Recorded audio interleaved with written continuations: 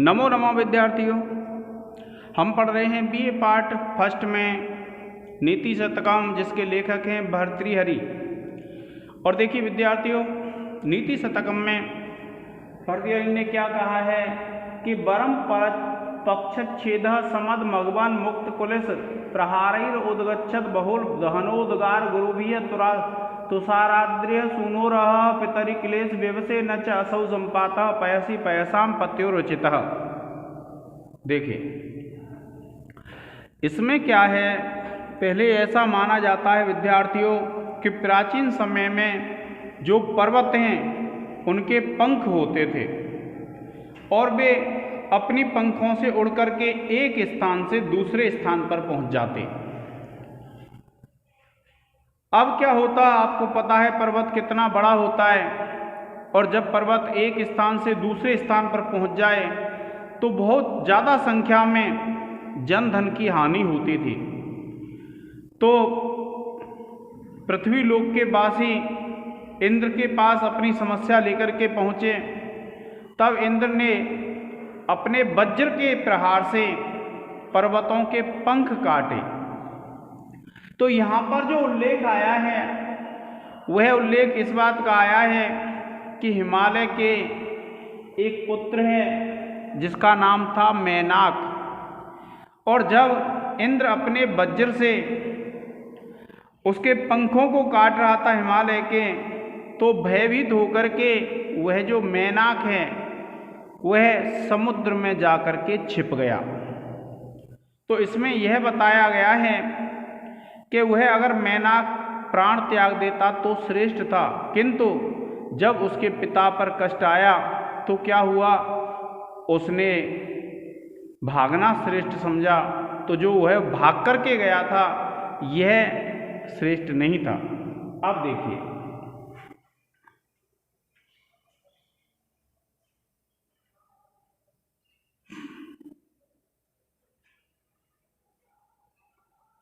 क्या कहते हैं, वरम माने श्रेष्ठ था, पक्षच्छेद पंखों का कट जाना। क्या कहा, वरम श्रेष्ठ था, पक्षच्छेद पंखों का कट जाना, समद मघवन, मद समद कहते हैं, मद से युक्त मघवन कहते हैं इंद्र को, मुक्त कुलिस, मुक्त माने छोड़े गए, कुलिस कहते हैं वज्र को, प्रहारय कि उसके द्वारा छोड़े गए वज्र के प्रहारों से। क्या कहा, वरम पक्षच्छेद, वरम माने श्रेष्ठ था, पक्षच्छेद पंखों का कट जाना, समद मघवन मदमस्त इंद्र के मुक्त कुलिस प्रहारीय छोड़े गए वज्र के प्रहारों के द्वारा। उद्गच्छद बहुल दहन, उद्गच्छत माने निकलती हुई, बहुल माने बहुत, दहन उद्गार गुरुविय जलाने वाले चिनगारियों के द्वारा, क्योंकि पत्थर के होते हैं पहाड़, और जब वज्र का प्रहार हो रहा था तो उसमें से चिनगारी निकल रही थी। तो उद्गच्छद बहुल दहन उद्गार गुरुविय के उसमें से बहुत विशाल जो चिनगारियां निकल रही थी उनमें, और उसके द्वारा श्रेष्ठ था कि इंद्र के द्वारा छोड़े गए वज्र के प्रहार से पंखों का कट जाना।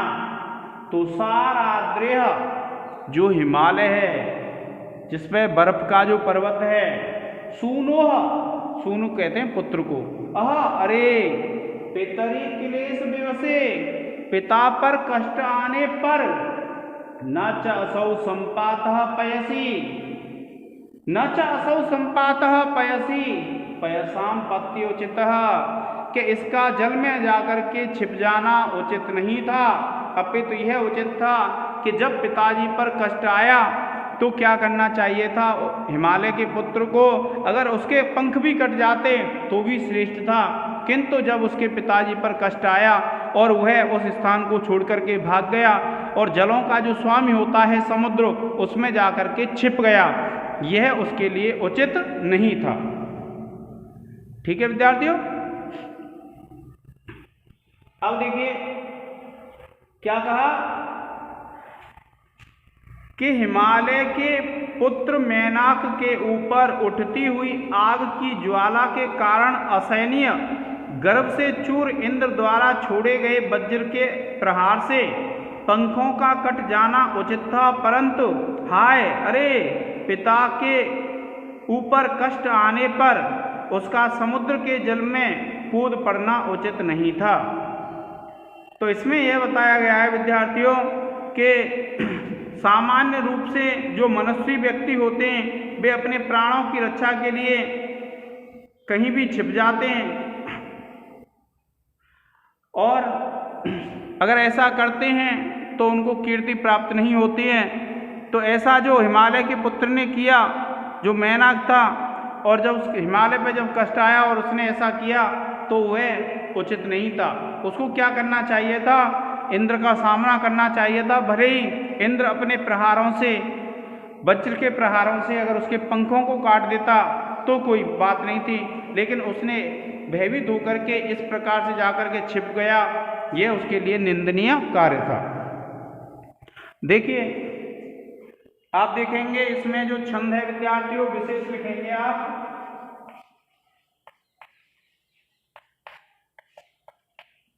विशेष में एक पहला लिखेंगे, आप लिख देंगे इस पद्य में शिखरिणी छंद है।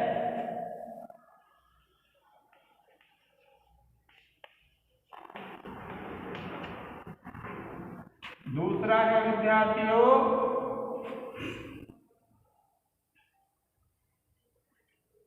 इस पद्य में पर्यायोक्ति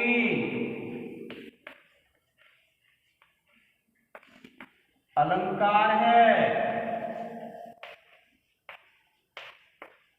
और फिर लिखेंगे आप व्याकरण टिप्पणी।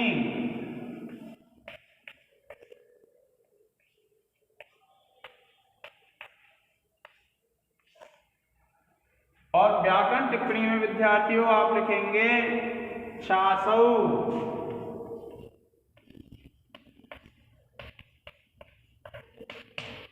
आप लिखेंगे च प्लस असौ,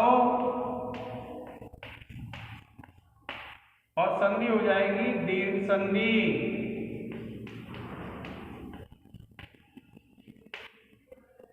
दूसरा है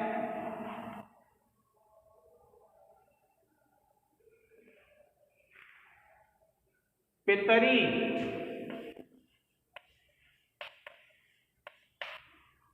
आप लिखेंगे पितरी शब्द है सप्तमी विभक्ति, एक वचन।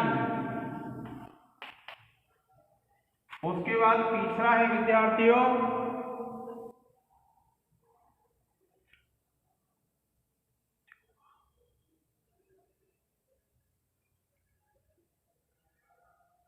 प्रहारीय।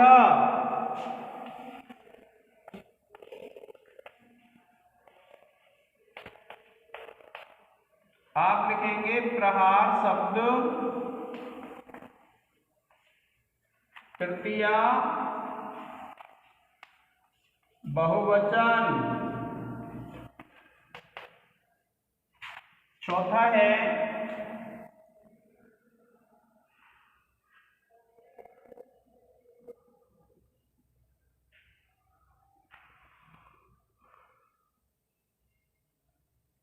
पच्छेदः।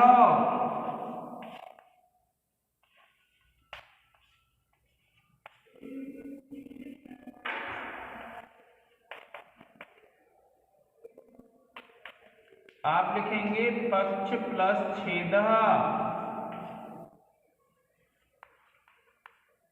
हल संधि।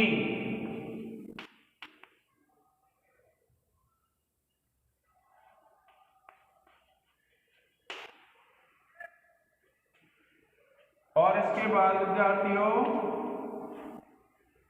पांचवा है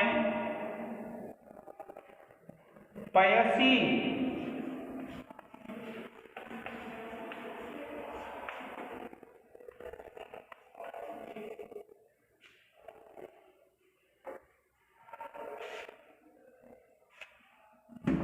पयसी है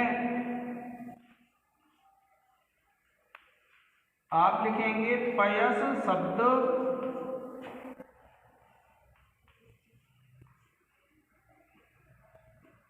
सप्तमी विभक्ति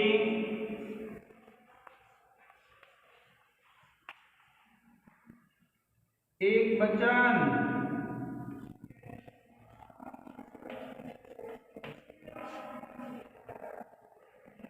ठीक है विद्यार्थियों, आप इसका एक स्क्रीनशॉट ले लें।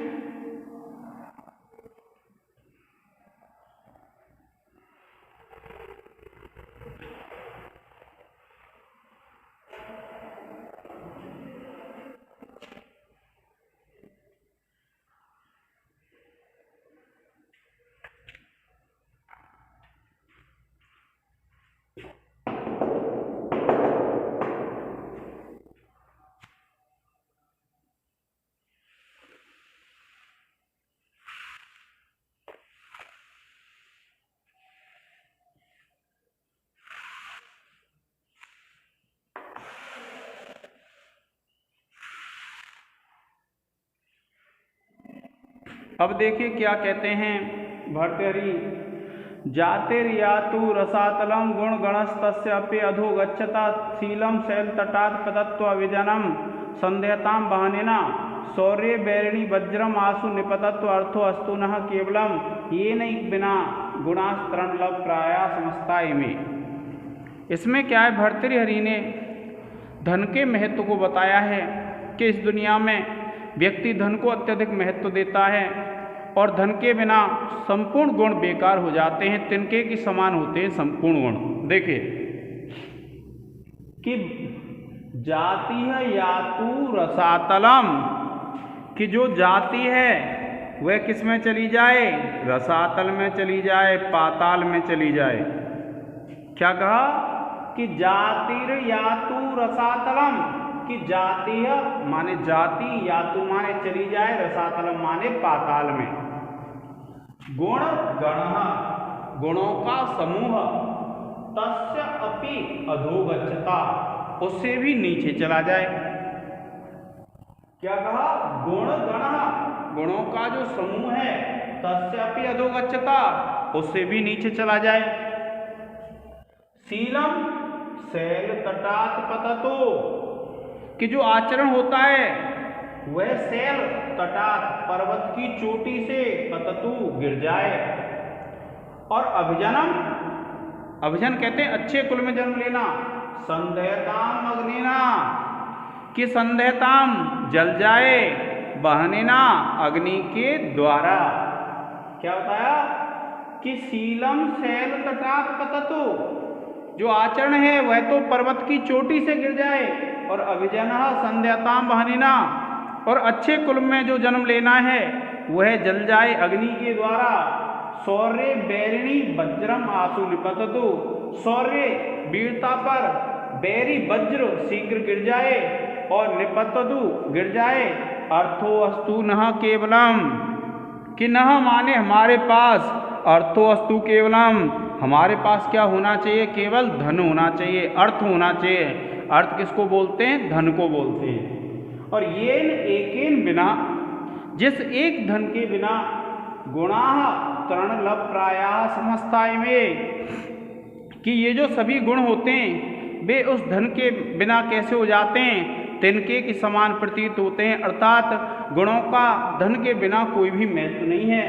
क्या बताया कि जाति तो भले ही पाताल में चली जाए और गुणों का जो समूह है उससे भी नीचे चला जाए, और आचरण पर्वत की चोटी से गिर जाए, और अच्छे कुल में जन्म लेना अग्नि से जल जाए, और वीरता पर, शौर्य पर इंद्र का वज्र गिर जाए, और अर्थो वस्तु नः केवलम हमारे पास केवल धन होना चाहिए।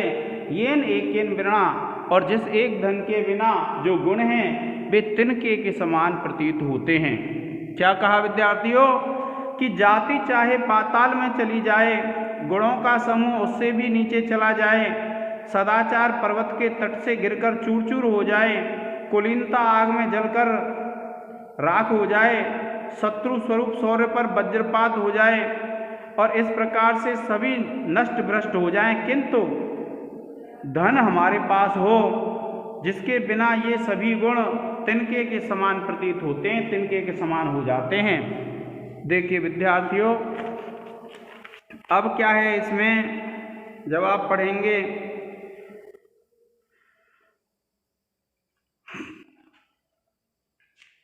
विशेष में देखेंगे आप पहला लिख लेंगे इसमें शार्दूल विक्रीडितम छंद है। आप लिखेंगे इस पद्य में शार्दूल विक्रीडितम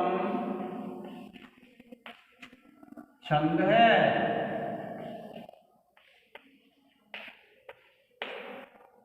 दूसरा है काव्यलिंग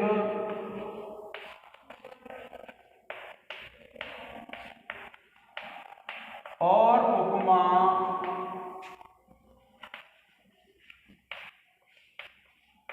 के मेल से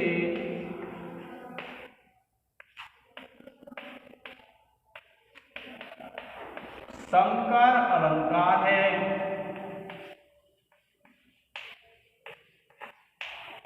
और फिर देखिए आप लिखेंगे व्याकरण टिप्पणी।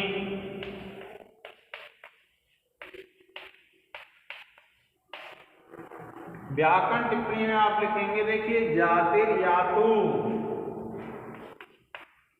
पहला क्या लिखेंगे? जातिर यातु। आप लिखेंगे जातीय प्लस यातु और आप लिख देंगे इसमें विसर्ग संधि।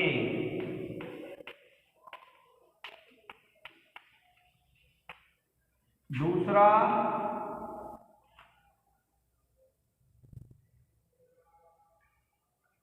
ये नैकेन।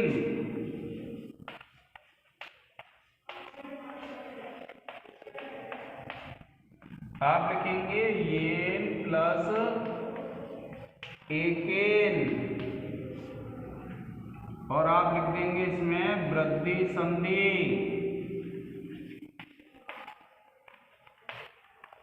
क्या लिख देंगे विद्यार्थियों? वृद्धि संधि। और तीसरा लिखेंगे आप विद्यार्थियों यातु।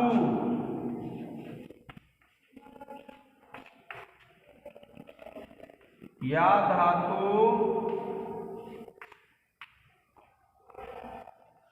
लोट लकार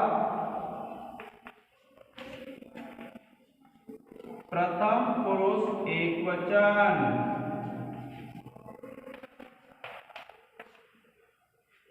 फिर देखिए चौथा है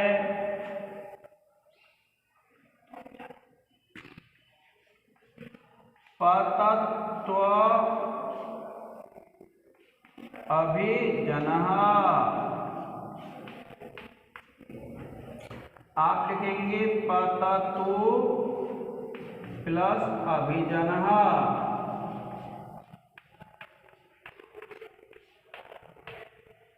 और आप लिख देंगे इसमें यण संधि।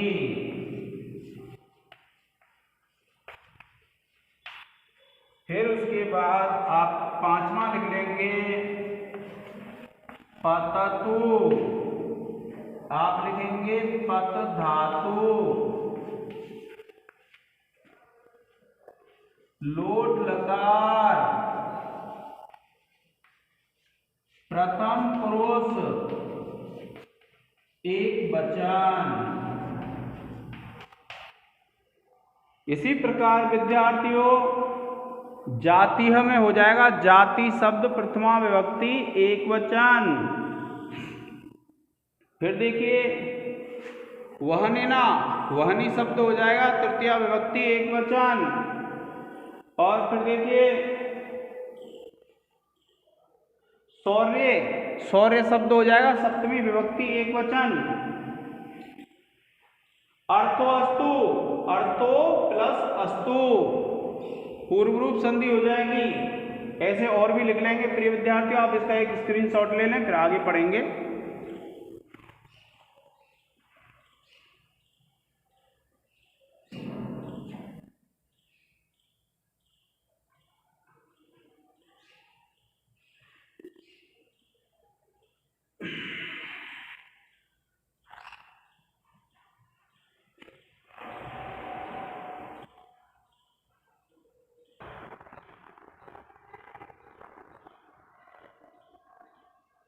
देखिए विद्यार्थियों, क्या कहा है भर्तृहरि ने कि दानम भोगो नासस्तिस्रुगते भवन्ति वित्तस्य यो न ददाति न भुक्ते तस्य तृतीया गतिर्भवति। क्या कहा कि वित्त, वित्त कहते हैं विद्यार्थियों धन को, वित्तस्य धन की, तिस्रः तीन, गतयो भवन्ति गति होती हैं। क्या बताया कि जो धन होता है उस धन की तीन गति होती हैं, नंबर 1 दान, नंबर 2 भोग और नंबर 3 नाश। क्या बताया? दानम भोगो नाशः, दान भोग और नाश, तीन गतियां होती हैं वित्त की।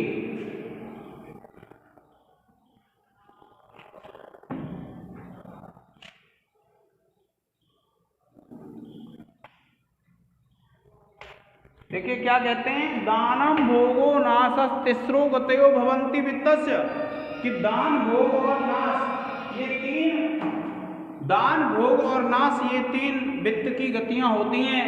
यो न ददाति न भुक्ते, जो व्यक्ति ना तो दान करता है किसी को और ना ही अपने धन का भोग करता है, तस्य तृतीया गतिर्भवति, उसकी तीसरी गति होती है। क्या बताया?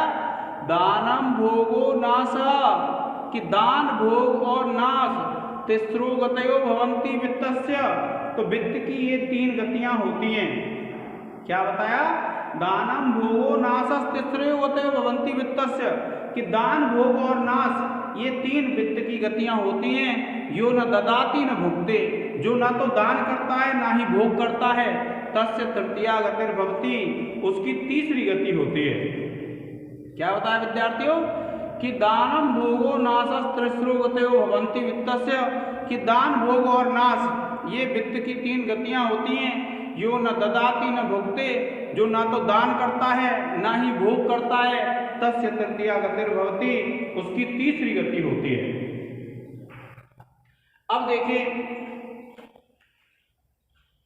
क्या कहा है इसमें कि बिना धन के जब व्यक्ति पर धन होता है तो उसकी कैसी स्थिति होती है, और जब व्यक्ति के पास धन नहीं होता है तब उसकी कैसी स्थिति होती है, इसको स्पष्ट करते हुए कहते हैं। देखिए कि तानि इंद्रियाणि अविकलानि तदेव नाम सा बुद्धिर प्रतिहता वचनम तदेव अर्थो उष्मणा विरहितम पुरुष स एव त्वन्यः क्षणेन भवति इति विचित्रम एतत्।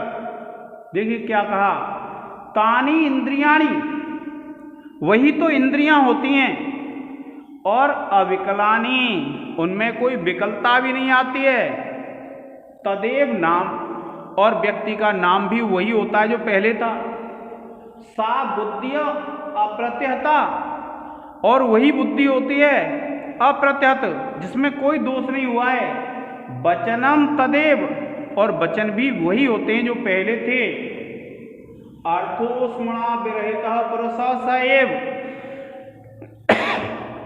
कि अर्थोस्मणा विरहितः पुरुषः स एव, के अर्थ की ऊष्मा से रहित पुरुष भी वही होता है। और तो अन्यः क्षणेन भवति इति, और क्षण भर में वह अन्य ही होता है। इति विचित्रम एतत्, यह क्या है? विचित्र बात है कि कोई व्यक्ति ऐसा होता है जिसके पास धन होता है, और किसी व्यक्ति के पास जब धन होता है तो उसकी चाल ढाल सब कुछ बदल जाती है, वाणी भी बदल जाती है। और तो उसने क्या कहा है इसमें कवि ने, किंतु जब उसके पास से धन चला जाता है तो उसकी वही तो इंद्रियां होती हैं जिनमें कोई दोष नहीं आया है, वही नाम होता है जो पहले था, और बुद्धि भी वही होती है, और वाणी भी वही होती है, वचन भी वही होते हैं। और किंतु अर्थोस्मणा विरहितम पुरुषः स एव, और अर्थ से रहित पुरुष भी वही होता है। किंतु अन्य क्षणेन भवति इति, क्षण भर में अन्य हो जाता है, बदल जाता है। विचित्रम एतत्, यह बड़ी विचित्र बात है।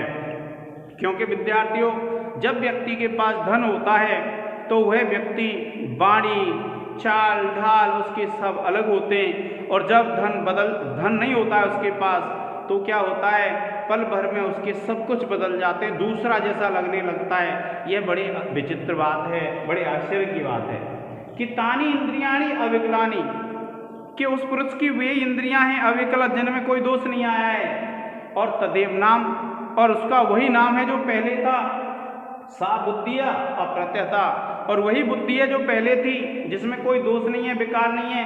वचनम तदेव, और वही वचन है जो पहले बोलता था।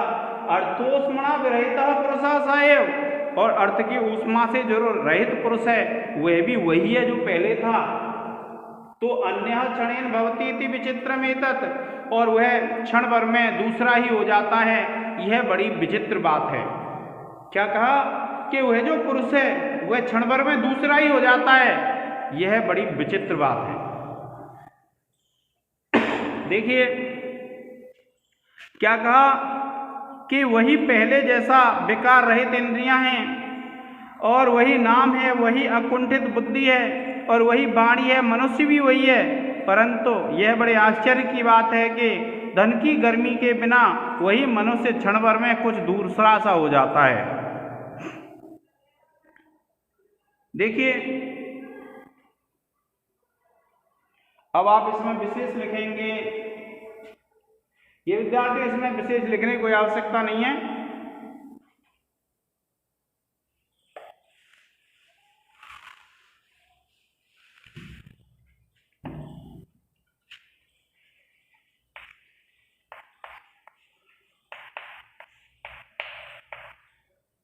आप लिखेंगे विद्यार्थियों इसमें नंबर 1 डाल के, इस पद्य में बसंत तिल का छंद है।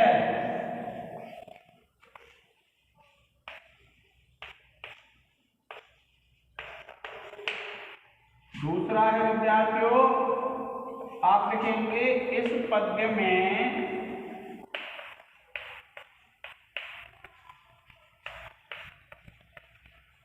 काव्यलिंग अलंकार है।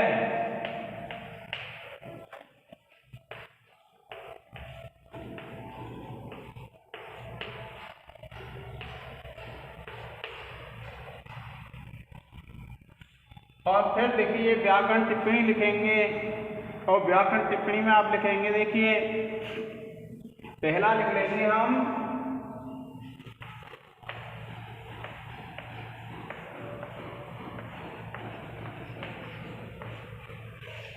व्याकरण टिप्पणी में नंबर 1 डाल के लिख लेंगे विद्यार्थियों, त्वन्यः,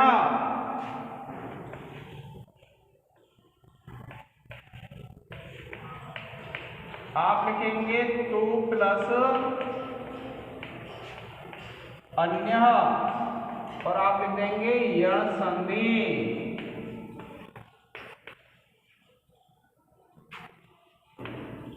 दूसरा है भवतीति,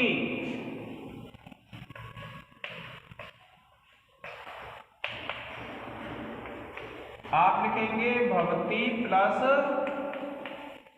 इति, और संधि हो जाएगी आपकी दीर्घ संधि। फिर देखिए विद्यार्थियों, आप लिखेंगे भवती,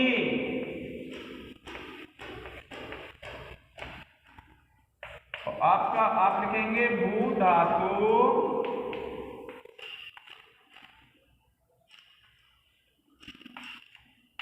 लट लकार प्रथम पुरुष एक वचन।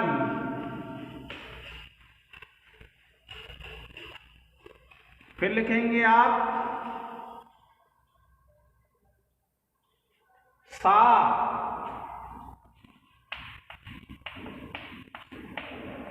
आप लिखेंगे तद शब्द स्त्रीलिंग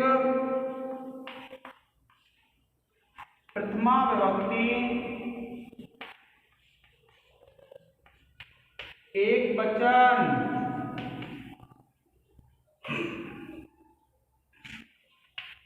और पांचवा है विद्यार्थियों अर्थोष्मणा।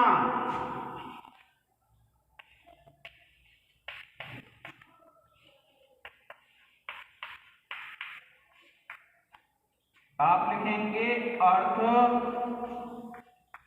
प्लस ऊष्मणा गुण संधि।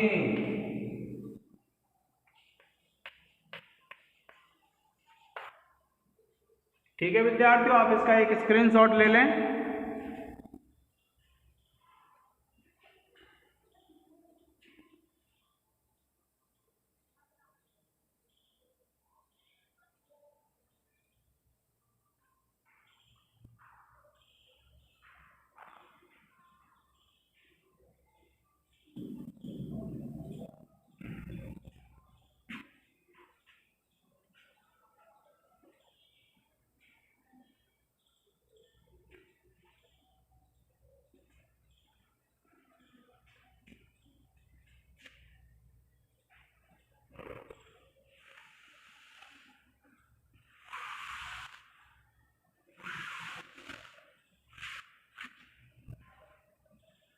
अब देखिए धन के महत्व को बताते हुए क्या कहते हैं कवि कि यस्यास्ति वित्तम स नरः कुलीनः स पंडितः स श्रुतवान् गुणज्ञः स एव वक्ता स च दर्शनीयः सर्वे गुणाः कांचनम आश्रयन्ति।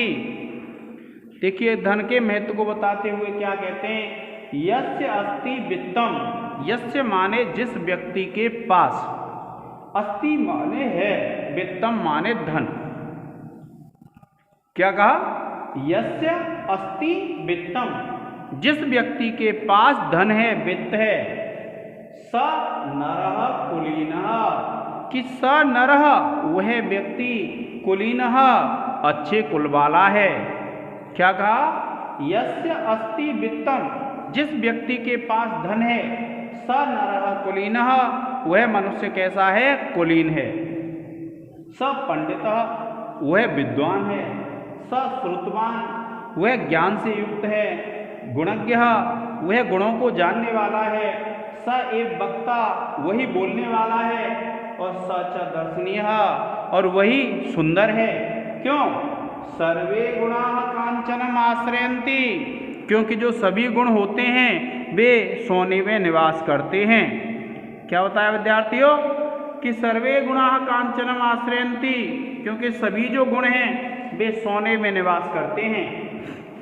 एक बार पुनः देख लीजिए कि यस्य अस्ति वित्तम, जिसके पास धन होता है, स नरः कुलीनः वही व्यक्ति कैसा है, अच्छे कुल वाला है, और स पंडितः वही विद्वान है, स श्रुतवान वही वेदों का ज्ञाता है, गुणज्ञ वही गुणों को जानने वाला है, स एव वक्ता वही बोलने वाला है, स च दर्शनीय वही सुंदर है, सर्वे गुणा कांचनम आश्रयन्ति, क्योंकि सभी गुण किस में निवास करते हैं, स्वर्ण में निवास करते हैं, धन में निवास करते हैं। जिस व्यक्ति के पास धन होता है उसके अवगुण भी गुणों में बदल जाते हैं विद्यार्थियों। और इसमें यही बताया है कि जिस व्यक्ति के पास धन होता है उसमें सब गुण अपने आप उत्पन्न हो जाते हैं। देखिए क्या कहा है कि इस संसार में जिसके पास धन है वही श्रेष्ठ कुल में उत्पन्न होने वाला है, वही बुद्धिमान, वही शास्त्र को जानने वाला, वही गुणों को जानने वाला, वही बोलने में चतुर और वही रूपवान समझा जाता है। इससे प्रतीत होता है कि सभी गुण धन में ही निवास करते हैं,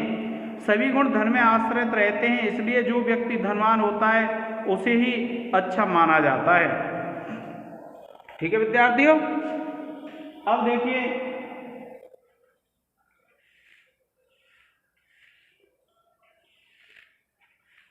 आप इसमें लिखेंगे इस पद्य में उपजाति छंद है।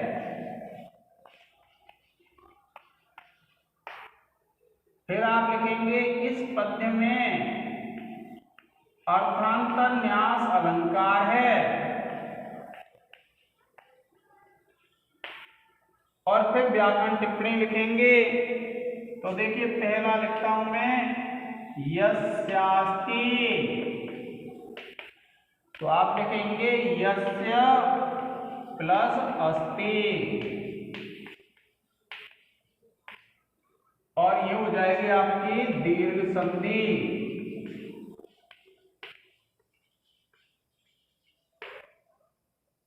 फिर उसके बाद दूसरा है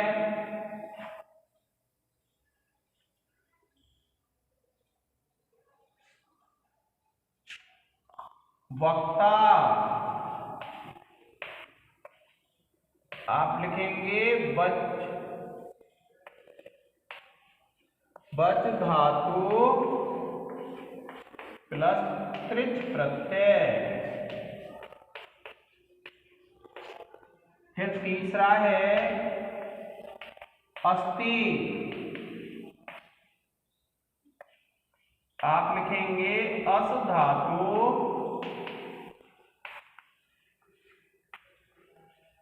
लट लकार प्रथम पुरुष एकवचन। फिर देखिए चौथा है दर्शनीय। आप लिखेंगे दृश्य धातु प्लस अनियर प्रत्यय।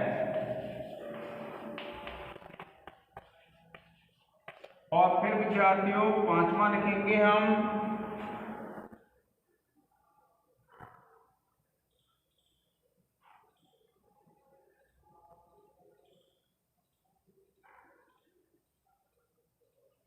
श्रुतवान।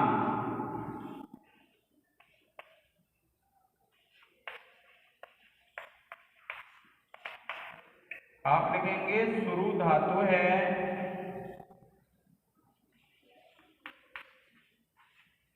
और तवतु प्रत्यय है।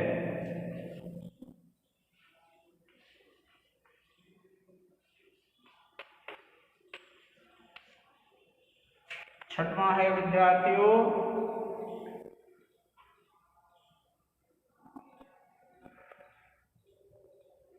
स।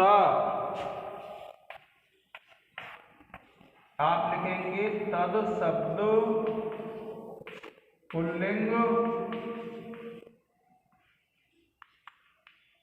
प्रथमा एकवचन। प्रिय विद्यार्थियों आप इसका एक स्क्रीनशॉट ले लें।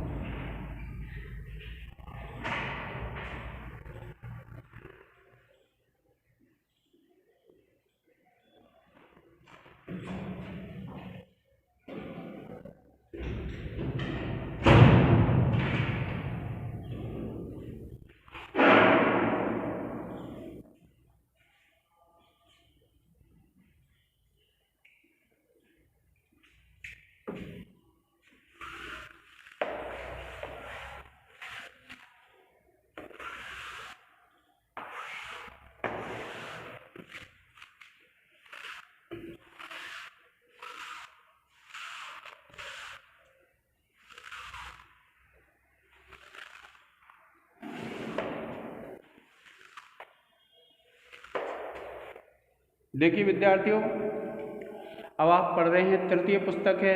ये पुस्तक जब हो जाएगी तो फिर आपका फर्स्ट पेपर का जो सिलेबस है वो पूर्ण हो जाएगा विद्यार्थियों। इसके बाद सिर्फ प्रश्न रह जाएंगे, उनको आपको दे दिया जाएगा PDF बना करके। और अब आगे जब हम पढ़ेंगे तो द्वितीय जो प्रश्न पत्र है उसमें विद्यार्थियों व्याकरण की पुस्तक है एक तो आप व्याकरण की पुस्तक ले लेना। एक रचना अनुवाद कौमुदी पुस्तक आती है, उसको आपको खरीदना है। रचना अनुवाद कौमुदी, एक लघु सिद्धांत कौमुदी और एक रचना अनुवाद कौमुदी और एक क्रातार्जुनीयम का प्रथम सर्ग है। और इसके अलावा भारतीय संस्कृति के मूल तत्व नाम की एक पुस्तक आती है। इन सभी पुस्तकों को विद्यार्थियों खरीदने, क्योंकि इसके बाद अब वही शुरू होंगे। आज के इस लेक्चर में इतना ही। धन्यवाद।